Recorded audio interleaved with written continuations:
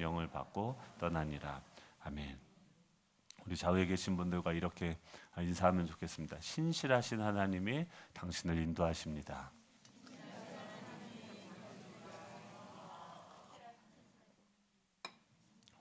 네, 지금 이 아까도 가사 보면은 그 선하신 주님이 날 지켜주시고 날 인도하신다라고 이야기합니다. 오늘 계속 저희들 사도행전을 보는데 사도행전은 어떤 내용이냐면 지금 보좌에 앉아 계신 그 주님이 어떻게 교회들을 세워가시는가, 어떻게 한 사람 한 사람들을 또 그 공동체들을 세워가시는지를 우리에게 보여주고 있습니다. 어떻게 하나님께서 이 교회들을 세울까요? 어떻게 사람을 세울까요? 어떻게 나를 이 무너진 우리 맨날 아침마다 마음이 구겨지고 뭐 찌그러지고 뭐 이러지 않습니까? 그런 나를 어떻게 하면은 다시 마음이 펴지고 세워질 수 있을까요? 사도 바울과 이 제자들이 계속해서 가서 하는 건 뭐냐면 하나입니다. 복음을 전하는 것이죠.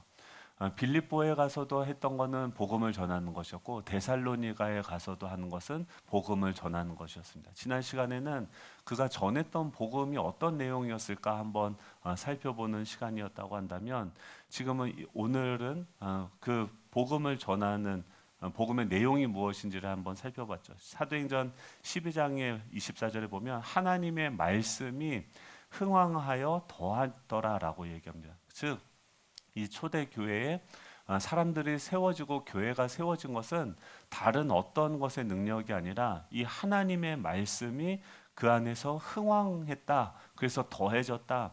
흥왕하다는 것은 심겨지고 자라가고 성장했다는 거예요. 마치 식물이 자라듯이 날마다 바울은 복음을 전하고 또 가서 복음을 전하는데 그것이 씨앗이 뿌려지고 물이 주어져서 그 식물이 자라는 것처럼 흥왕하게 되어졌다라고 이야기하고 더하여졌다. 이것은 숫자가 늘어났다. 양적으로 성장하게 되어졌다라고 하는 거죠.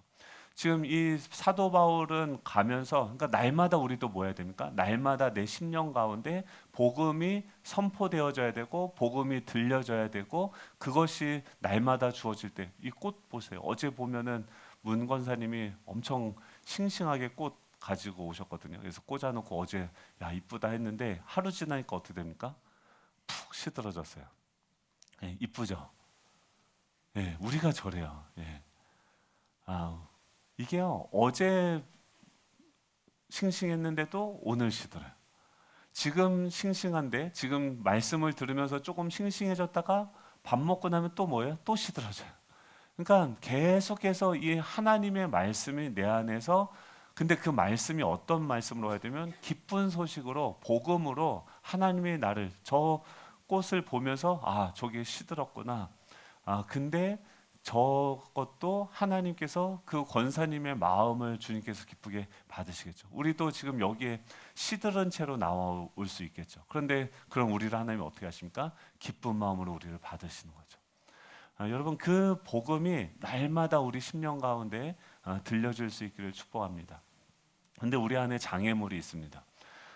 얼마 전에 저희가 금요일 때 쇼부 워십 때 이제 외부 강사를 부르는데 청소년 집회를 전문으로 다니시는 목사님을 모셨어요. 그러니까 저는 이제 목회자니까 피드백을 들어봅니다. 어때 어제 그 말씀 전해주시면 어땠냐 그랬더니 여기저기서 피드백이 있었다는 거예요. 불편함이 있었다는 거예요. 그게 뭐냐면 그 설교자의 태도 때문에 그런데 설교하다가 이렇게 제 주머니 손 좀 넣고 이렇게 막 설교해 볼까요? 그리고 마이크를 들다가 뭐 이러고 와가지고 뭐 설교하다가 마이크를 이렇게 어떻게 들어야 돼요? 가까이 대고 해야 잘 들리잖아요. 근데 이거를 이러고 얘기해요. 말 잘 들려요, 안 들려요? 안 들리죠. 그러니까 저 뭐야? 왜 저래? 하면서 이렇게 막 보는 거죠. 근데 그래서 이제 그런 피드백이 있었는데 그분들이 또 뭐라고 얘기하냐면 근데 말씀이 너무 좋았다는 거예요. 그리고 계속 태도는 거슬린데 집중해서 듣는데 말씀은 너무 좋았다. 이게 공통된 피드백이었어요. 근데 이제 그게 왜 그러냐면 여러분 청소년 사역을 해보셨습니까? 청소년 사역자들은 다들 막 깡패같이 뭔가 이렇게 하고 막 해요. 마이크 왜 이렇게 뜰까요? 보라고. 그래야 주목을 해요. 이러고 와서 뭐 저기 목사야? 왜 저래? 그래서 청소년 사역을 오래 하신 분들은 장년 사역하기가 좀 어려워요. 그래서 이런 단점들이 있습니다. 근데 그 청소년 사역자들에서 각양각색의 캐릭터들이 분명한 경우들이 많이 있습니다. 그런데 그분들의 그런 태도나 행동에는 의도가 있는 것이죠. 근데 우리는 어떻게 합니까? 그거를 보면서 그냥 나의 생각으로, 나의 판단으로 하는 거죠. 그분은 그게 뭐냐면 온몸으로 설교를 하는 거예요. 근데 왜 그렇게 다양한 그냥 이렇게 전하면 되지 않습니까? 근데 왜 그렇게 합니까? 요즘 시대가 어떤 시대냐면 쇼츠 시대입니다. 그러니까 아이들이 매번 아, 스마트폰을 보면서 예전에는 10분 뭐 세바시도 뭐 십몇 분 뭐 이렇게 했는데 십몇 분을 집중하는 것도 우리가 야 이제는 이렇게 줄어들었구나 했는데 지금은 십몇 분도 아니고 세상을 바꾸는 시간 몇 분이었어요 그때? 15분? 그렇죠. 지금 15분 듣습니까 여러분? 15분짜리 나오면은 그냥 패스. 이제 뭐 들어요? 15초에서 60초 정도. 딱 15초 듣고선 판가름이 나요. 내가 이걸 더 들을 것인지 말 것인지. 그럼 뭐만 하면 됩니까? 이것만 하면 계속해서 다른 걸로 들어요. 그러니까 아이들이 지금 이 빠른 전환이 되고 또 자동으로 그 아이가 좋아하는 것만 계속해서 유튜브가 제공을 하기 때문에 거기에 익숙해져 있기 때문에 지금 말씀을 들을 때도 뭐 마음속에는 이미 뭐가 있습니까? 15초 듣고 이게 되는 거예요. 그러니까 계속 청소년 사역자들도 지금 이런 시대에 어떻게 말씀을 전해야 되는가? 아, 기본 명제나 이런 것들, 그러니까 낚시가 될 만한 단어들을 먼저 던지고 그거에 대한 뜻을 재빠르게 후다다닥 설명을 해야지 계속해서 그러니까 15초 1분마다 화제를 전환하면서 설교를 해야 되는 그런 시절이 되어진 거죠. 이 미국 사람들 2023년에 미국 성인들의 일일 평균 미디어 소비 시간이 몇 분인지 아십니까? 13시간 14분이 나왔어요. 제가 이게 잘못된 게 아닌가 라고 생각하면서 그러니까 2023년, 2021년부터 2022년 코로나가 오면서 급증하게 됐는데 미국이랑 일본이 특히 깁니다. 일본 같은 경우는 12시간이 나왔고 근데 전 세계 소비자의 평균 소비 시간은 뭐냐면 7시간 7.97시간이에요. 그러면은 뭐냐면 지금 전 세계적으로 다 뭐에 익숙해 우리 마음밭이 어떻게 되어졌냐면 지금 이 미디어의 영향을 받아서 최소한 평균적으로 8시간 이상을 계속해서 그래서 제가 한번 생각을 해봤어요. 보니까 우리 애들도 아침에 일어나자마자 씻으면서도 뭐 하냐면 카톡을 뭐 음악을 틀어놓고 그러니까 음악을 듣고 학교 가든 밥을 먹든 대화를 하든 계속 한 손에 뭐가 있어요? 이게 있어서 이거예요. 손가락 관절염 오지 않을까 싶어요. 근데 그런 식으로 마음이 계속해서 다른 것에 빼앗기는 그런 시대예요. 그때 그런 시대에 지금 청소년 사역들은 어떻게든 그 사람들이 그 친구들이 자신을 주목해서 그 말씀을 듣도록 노력하고 있는 것이죠. 예레미야서 이 말씀이라는 것은 무엇이냐면 다발이에요. 이 히브리서에서 그 지난주에 보면은 예레미야에게 임한 말씀이 이르시되라고 얘기하는데 예레미야에게 말씀이 임했다라고 이야기합니다. 이 말씀이 다발이에요. 여러분 광야가 어딘지 아십니까? 광야는 히브리어로 미드바르예요. 그러니까 광야의 어원이 뭐냐면 다발이에요. 그러니까 우리는 광야랑 말씀이랑 전혀 다른 느낌인데 히브리 사람들에게 광야라고 하는 것은 뭐냐면은 말씀을 듣는 곳이구나. 그래서 하나님께서 하나님의 말씀을 들으려면 지금 그 빈 공간으로 우리가 가야 되는 거예요.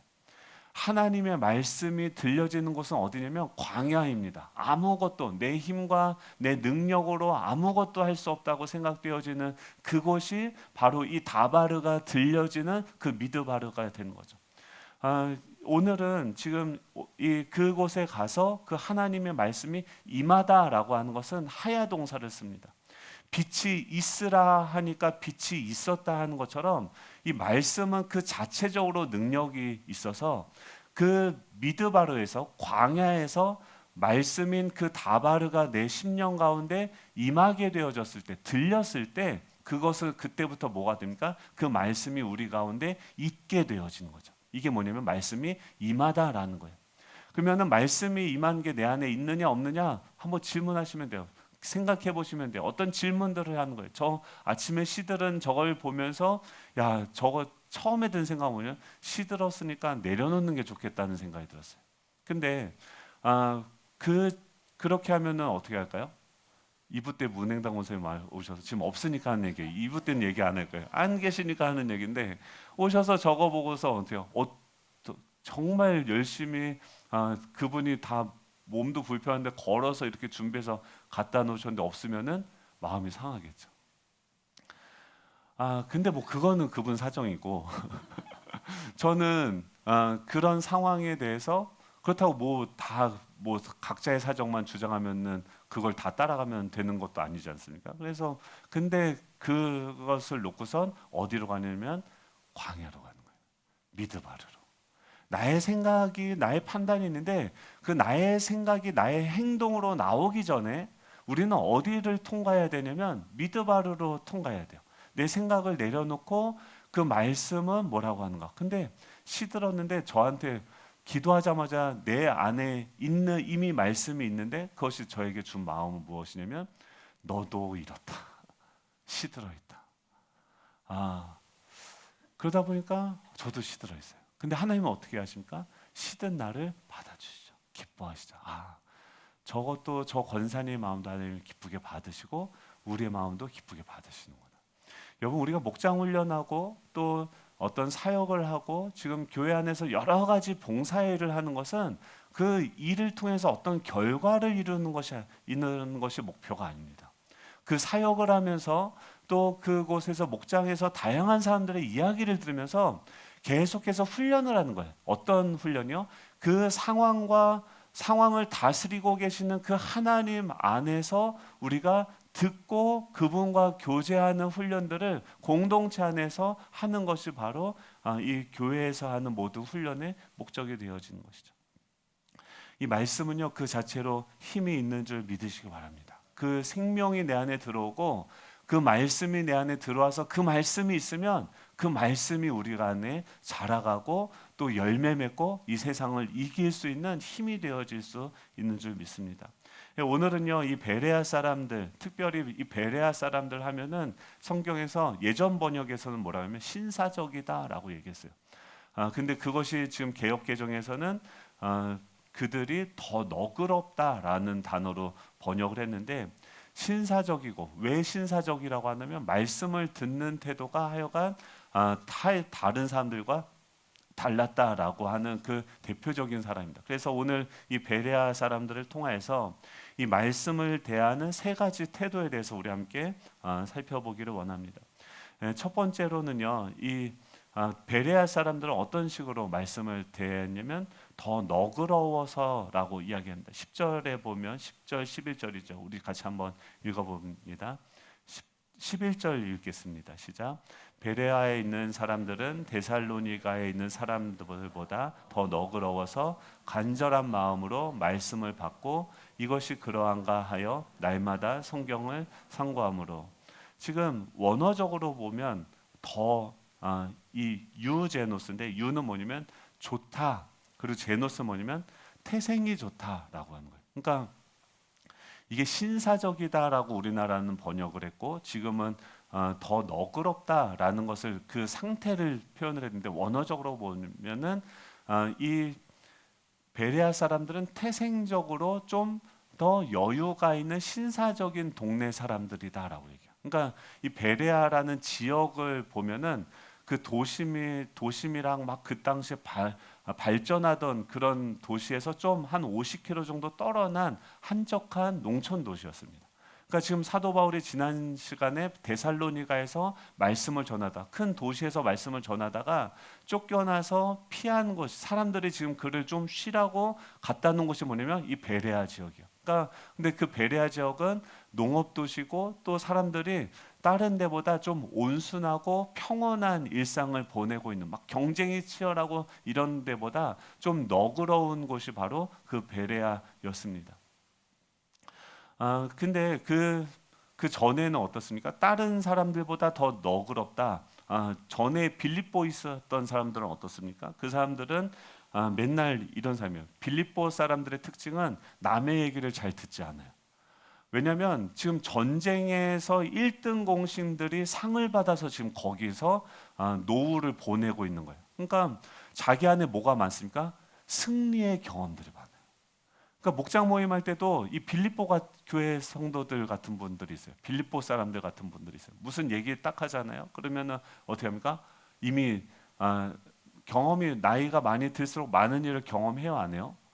우리 아이들이 경험하는 일들은 제가 거의 다 경험을 했을까요, 안 했을까요? 해봤겠죠. 그러니까 아이들이 뭔가 정말 머리를 쌍쌍 뭐 어떻게 꾸며죠? 아무튼 꽁꽁 꼬매고 아무튼 지금 상태가 별로 안 좋아요. 꽁꽁 싸매어서 고민하고 있는 그 문제들을 우리가 이제 고민이라고 가져와서 들으면 어떻게 합니까? 딱 하고 뭐가 들려와요? 예전에 내가 다 웬만한 건 다 아는 내용들이에요. 다 경험해 본 내용들이에요. 그러면 어떻게 합니까? 얘기를 딱 듣다가 한 두세 절 얘기 들으면은 딱 이제 캐치가 돼서 그거 하고선 끊어요. 그리고 뭐요? 그거는 너 이런 고민이지. 너 이런 식으로 그거는 이렇게 하면 돼라고 얘기를 해줘요, 안 해줘요? 해주죠. 그러면 애들이 들어요, 안 들어요? 안 들어요. 아, 그러니까 대변인이 되면 안 돼요. 그러니까 빌립보 교인들은 뭐냐면 자기가 그러니까 목장 안에서도 누가 얘기할 때 여러분 어떤 분들은 또 한번 본물이 터지면 뭐 1시간, 4시간, 5시간씩 얘기할 수 있는 분이 있습니까? 없습니까? 있어요. 그럼 어떻게 해야 돼요? 그랬을 때는 예? 잘 테이프를 하나 준비했다가 이렇게 뭐 그럴 때는 어떻게 합니까? 그런 분은 지금 뭐예요? 안에 지금 뭐가 많이 쌓여 있는 거죠. 그런 분은 하실 말씀이 많으니까 우리 한번 날을 정해서 한번 당신의 이야기를 듣는 날을 정합시다. 하고서 그날 하루 종일 다 들어주시는 거예요.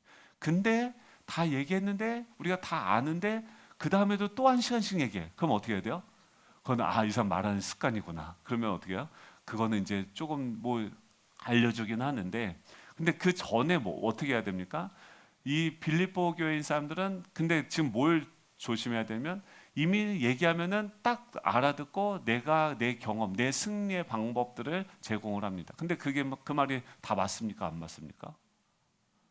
안 맞아요. 다 달라요. 그리고 맞다 하더라도 지금 그 대변인이 되어서 그 대변인이 되는 게 아니라 그러니까 애들이 자기 의사 표현을 못해요.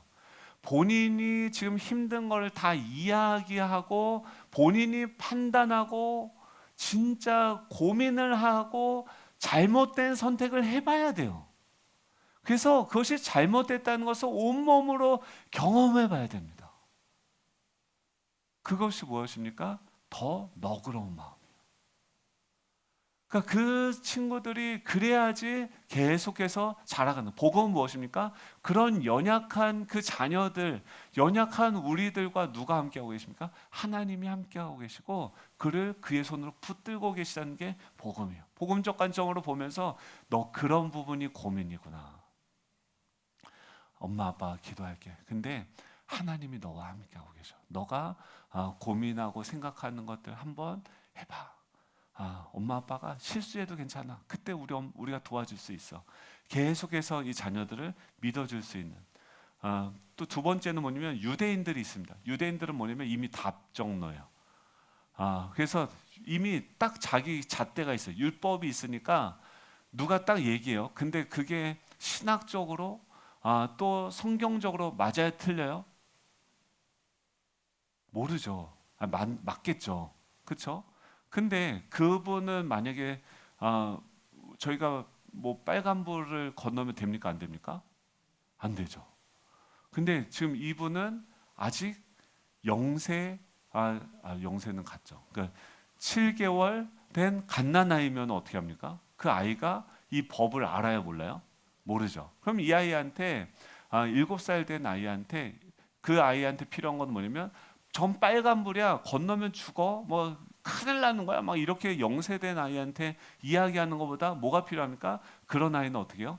젖을 주고 기저귀를 갈아줘서 계속해서 자라갈 수 있도록 도와야 되는 거죠. 그러니까 이게 답이라 한다 하더라도 그것을 그 사람이 알아들을 때까지 계속해서 섬겨주고 사랑하고 기다려주는 시간들이 필요한 거죠. 근데 유대인들은 어떻습니까? 딱 와서 들어봤는데 그 사도 바울이 전하는 그 메시지들이 이게 딱 아닌 것 같은 거예요. 그러니까 어떻게 합니까? 아예 마음을 닫고 아예 그 사람을 정죄하고 죽이게 되어지는 거죠. 여러분 이 빌립보를 오늘부터 떠나보낼 수 있길 축복합니다. 우리의 승리의 경험, 내가 해봤던 그 경험들이 정답은 아니야. 하나님이 정답이에요.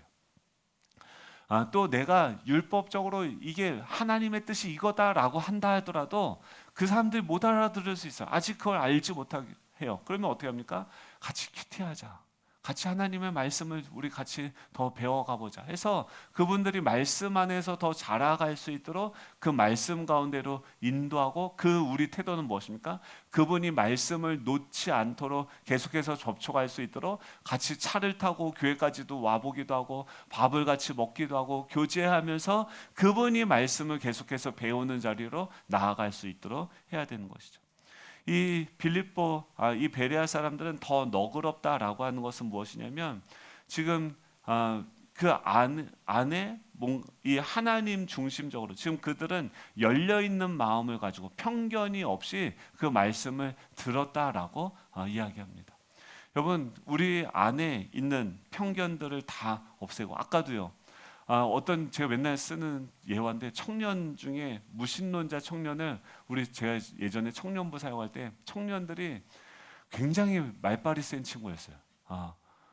그 친구가 계속해서 이제 우리 청년들을 막 공격하는 거예요. 원래 모태신앙의 교회 다니던 친구인데 이제 안티크리스찬이 된 거예요. 그래서 그 친구가 계속 우리 청년들 어렸을 때부터 같이 주일학교 잘했는데 지금 교회 밖에 있어요. 근데 맨날 사석에서 만나면은 계속 뭐라고 하면서 기독교 욕을 하는 거예요. 그래서 본인들이 싸우다가 이 화력이 딸리니까 저를 불렀어요. 목사님 그런 친구가 있는데 한번 만나줄 수 있습니까? 청년부 부임하면요 항상 처음에 테스트가 들어옵니다. 이 목사가 실력이 있는가 없는가. 그래서 오라고. 그래서 그 친구가 토요일 날 왔어요. 그리고 저와 그 친구와의 대전을 구경하려고 그때 청년들 열 몇 명이 왔어요. 열 몇 명이 와서 그 식당에 전 앉아 있고 그 친구가 이제 그 친구들 사이를 딱 갈라서 저한테 옵니다. 앉았어요. 어떻게 됐을까요? 몰라요. 그래서 제 안에 이미 임한 말씀이 있죠. 그 논박을 하고 뭐 논증을 하고 뭐 싸운다고 한다면은 충분히 싸울 수 있겠죠. 근데 그런다고 해서 이 친구가 예수님을 믿는 건 아니잖아요. 그래서 주님한테 계속 기도했을 때 내가 주님이 계속 주셨던 마음은 내가 너와 함께하고 있다. 그래서 그 친구가 오는데 와서 이제 앉았는데 막 이렇게 뭐 결의에 차 있어요. 근데 어떤 마음을 주시냐면 얘가 지금 너무 교회에 대한 화가 많다. 부모에 대한 상처가 많다. 이 마음을 주시더라고요. 그래서 사랑받고 싶어 한다. 한번 안아줘라. 그래서 그런 마음을 주셨어요. 그래서 이게 얼마나 생뚱맞은 겁니까? 그래서 그 친구한테 그렇게 얘기했어요. 하나님 당신을 위해서 내가 한 주간 기도했는데 하나님이 그때 가서 말씀을 해주실 거라고 했는데 싸움도 하기 전에 뭐라고 했냐면 하나님이 너를 너무 사랑하시는데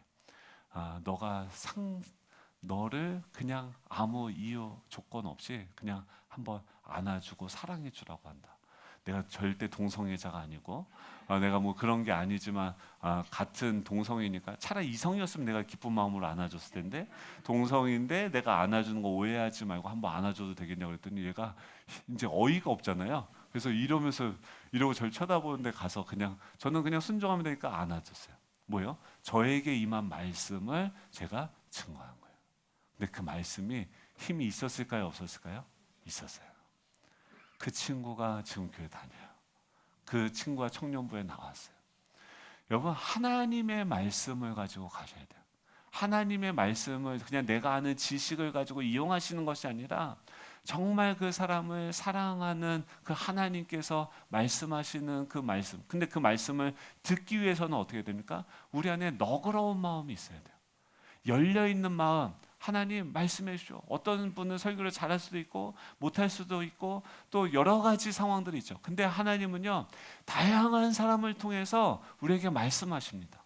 나보다 신앙생활을 더 늦게 하고 처음 하는 사람일지 몰라도 그 삶을 통해서 말씀하세요. 우린 어떤 마음을 가져야 되냐면 마음을 너그럽게 열고 열린 마음으로 들을 수 있는 저와 여러분 될 수 있기를 축복합니다. 두 번째 이 말씀을 대하는 태도는 뭐냐면 그 다른 사람보다 더 너그러워져서 간절한 마음으로 말씀을 받았다라고 이야기합니다. 지금 이 예배에 올 때 여러분 마음이 열린 채로 들으세요. 하나님, 여러분들의 질문들이 있지 않습니까? 여러분들의 기도 제목들이 있지 않습니까? 그 청년을 놓고서 제가 한 주간 기도하지 않았습니까? 그거 질문이 있을 때, 그 기도 제목이 있을 때 그것을 가지고 하나님께 나아가면 지금 저는 전혀 그 상황을 알지 못하고 다른 말씀으로 여러분들에게 말하는데 여러분 그 질문을 가지고 열린 마음을 가지고 하나님께 오면 하나님께서 그 질문에 대해서 말씀하세요. 두 번째는 뭐냐면 그 열린 마음으로 갈 때 또 어떤 태도가 있으면 간절한 마음이 있어야 됩니다. 지금 베드로전서 2장 1절부터 3절 베드로전서 2장 2절 우리 같이 한번 읽어볼까요? 2장 2절입니다. 같이 읽겠습니다. 시작. 갓난 아기들 같이 순전하고 신령한 젖을 사모하라. 이는 그로 말미암아 너희로 구원에 이르도록 자라게 하려 함이라. 아멘. 제가 말씀 처음 배울 때 말씀을 대하는 태도로 이걸로 배웠어요. 아기들 여러분 아기 젖 먹는 거 보셨습니까? 정말 젖 먹던 힘까지 뭐 이렇게 얘기하듯이 온몸의 힘을, 왜냐면 이 아기는요 자기가 생존할 수 있는 수단이 엄마가 주는 그 젖 아니면은 살 수가 없는 거예요. 이 말씀 아니면은 내가 살 수 없습니다. 하나님 나에게 말씀하시지 않으면 내가 살 수가 없습니다. 내 경험도 있고요. 내 안에 있는 답도 있고요. 다양한 내 능력도 있지만 광야는 무엇입니까? 그 모든 것이 다 무용지물이 되고 하나님만이 나의 도움이 되시고 나의 반석이 되시고 나의 전부가 되십니다. 하나님 말씀하실 때까지 내가 물러나지 않겠습니다 라고 하는 그런 간절한 마음이 필요하다라고 하는 거예요. 출발점부터 이 태도가요 고도를 결정합니다. 어떤 분들은요 하나님 말씀 복음 막 이렇게 얘기하지만 이 복음이 정말 사람을 구원하는 능력이 있다고 믿으십니까? 정말 믿으세요? 그러면요 말씀으로 승부를 봐야 돼요. 제가 중국에서 양 놓고 침 놓는 것보다 뭐가 더 능력이 있다는 걸 경험했냐면 말씀이 더 능력이 있다고 해서 왔는데 한국 왔더니 목사님들이 저를 부러워해요.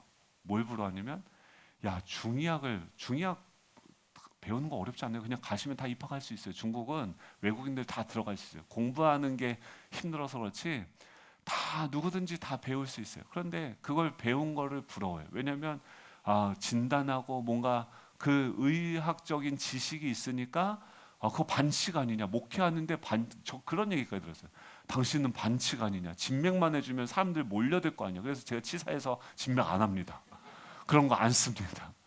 이제 조금 쓸까 생각도 해보는데 안 써요. 왜냐하면 그거보다 이 말씀이 더 능력이 있다는 것을 믿는 거예요. 근데 그렇게 믿으니까 어떻게 생각하냐면 하나님의 말씀은 능력이 있어요. 하나님의 말씀을 구원을 하시는 능력이 있어요. 그럼 이 하나님의 말씀은 모든 믿는 사람들, 그럼 모든 사람들을 구원하는 말씀이에요. 그래서 저는 신대원 때부터 어떻게 계속했냐면 어떤 사람이 어떤 사건이 어떤 문제가 온다 하더라도 그것을 가지고서 계속해서 그 말씀이 그 상황이 풀어질 때까지 간절히 말씀을 붙들고 씨름을 했어요. 제일 처음에 제일 힘들었던 것 중에 하나가 귀신 들린 학생을 데리고 온 것을 가지고 6개월 동안 제가 모든 교수님을 다 만났어요. 저희 수업 들어오는 모든 교수님들 다 물어봐서 귀신 들린 거 어떻게 쫓아냅니까? 귀신 들림이라는 단어가 들어있는 도서관 책들 다 찾아서 6개월 동안 그걸로 실험을 했어요. 귀신이 떠나갔을까요? 안 떠나갔을까요? 그 자매가 회복이 됐을까요? 안 됐을까요? 회복됐어요. 서울대병원에서 중환자실에서 몇 번 실려가고 몇 번 갔던 그 자매가 회복이 돼서 지금 시집 잘 가고 학교 선생님이 돼서 애까지 나가지고 잘 살고 있어요.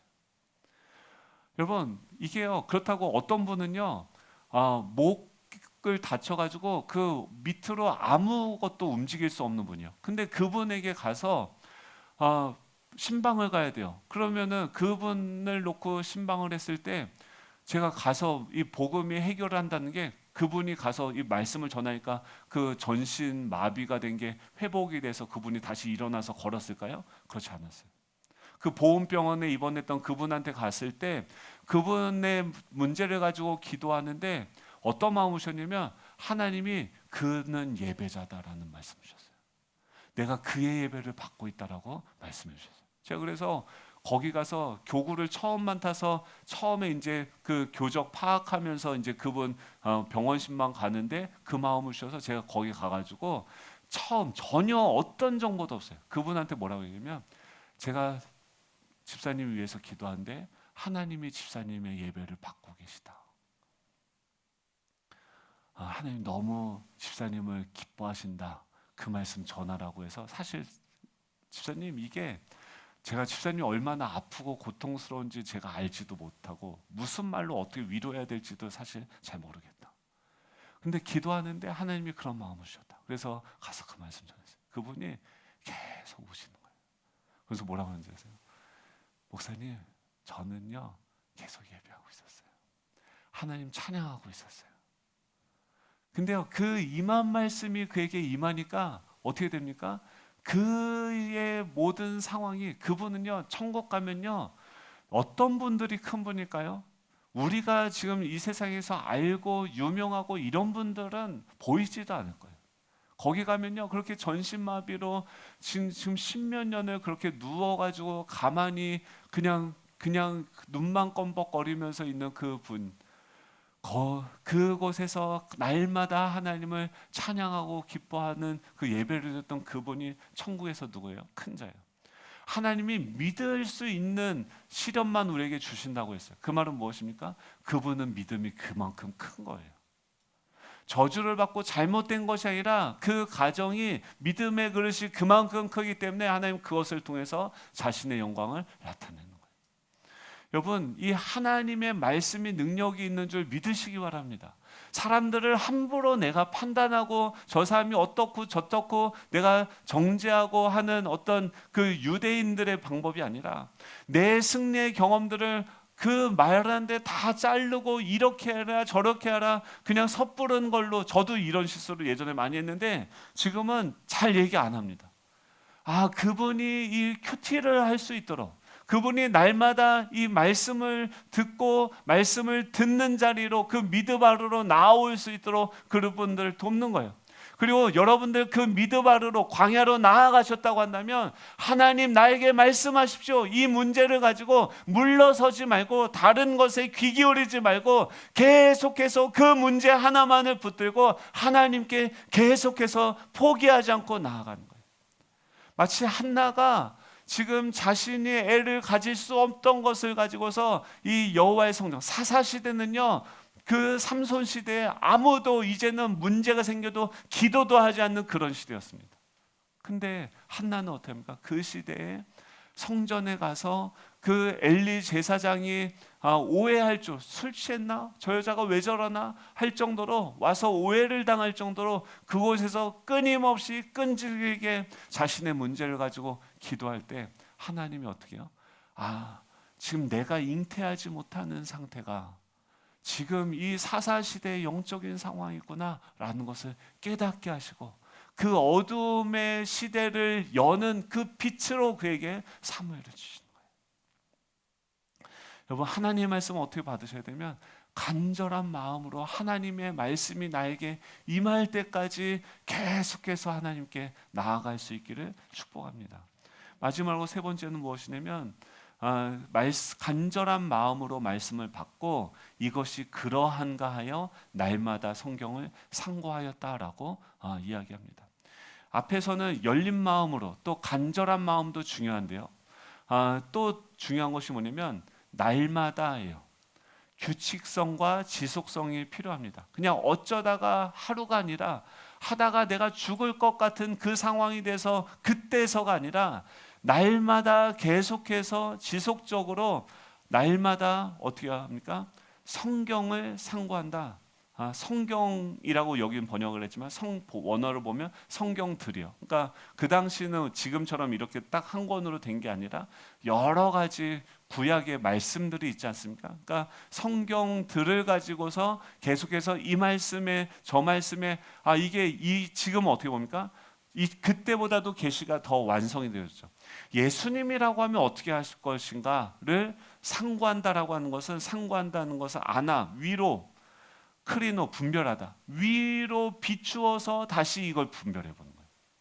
그러니까 지금 기도하면서 날마다 열린 마음으로 간절한 마음으로 그가 어디로 향하냐면 그 바울을 통해서 말한 것이 이게 하나님의 음성인지 성경으로 들어가서 날마다 그것이 맞는지 틀린지 예수님이 정말 그렇게 하셨는지 정말 예수님이 그런 능력이 있으신 분이신지 날마다 예수님이 답을 그냥 가르쳐 주는 것이 아니라 그들을 이끌고 다니시면서 먹이고 자라가게 하신 분이신지 예수님이 어떻게 그 사람들을 대하시는지 우리가 날마다 성경을 상고하는 거예요.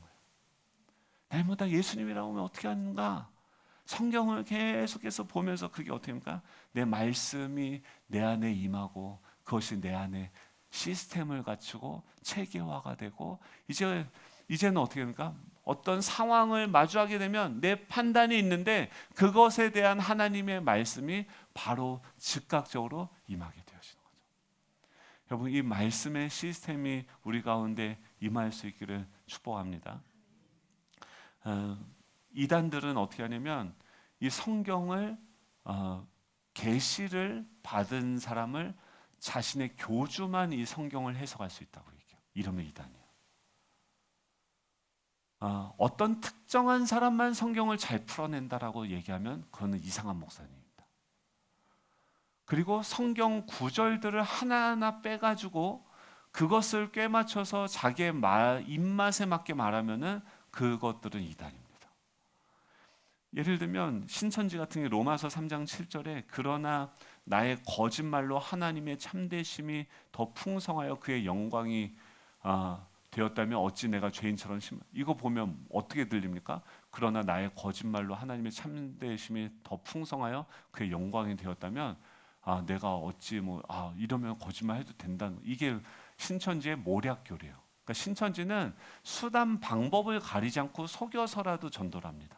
근데 그 근거 구절이 뭐냐면 로마서 3장 7절 이 말씀이에요. 근데 이 말은 뭐냐면 우리가 하나님의 어떻게 거짓됨으로 이 한 구절만 보면 그런 뜻인 것 같은데 그게 아니라 어떻게 그 거짓된 것으로 또 어떻게 죄인 것을 아는데 그 가운데 계속 머무를 수 있느냐라고 이것을 반문하는 건데 그 한 구절만 가지고서 이렇게 사람들을 미혹하는 것이죠.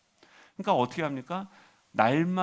우리가 날마다 이 규칙성과 지속성을 가지고서 광야로 들어가서 말씀을 날마다 들어야 되는 것뿐만이 아니라 위로 그것을 가서 예수님이라고 하면 어떻게 한 것인가를 생각하시면서 뭘 봐야 됩니까? 성경들을 봐야 되는 거예요. 지금은 뭐 하고 있어요? 예레미야서 하고 있어요. 다음 11월부터는 뭐 합니까? 사무엘상이에요. 여러 성경들 보시면 하나님은 동일하신 분으로 우리 가운데 계시는 줄로 믿습니다. 그 하나님을 듣고 말씀을 전하는 것도 너무 중요해요. 이 복음이 전해져야 돼요. 생명이 있는 말씀이 전해져야 돼요.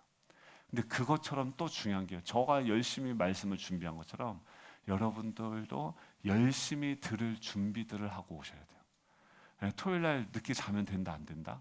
안 돼요. 계속 밤 늦게까지 핸드폰 유튜브 보다가 막 오늘 쉬는 날이니까 막 새벽 3시에 축구한다. 그거 보다가 오면 된다 안 된다? 안 된다.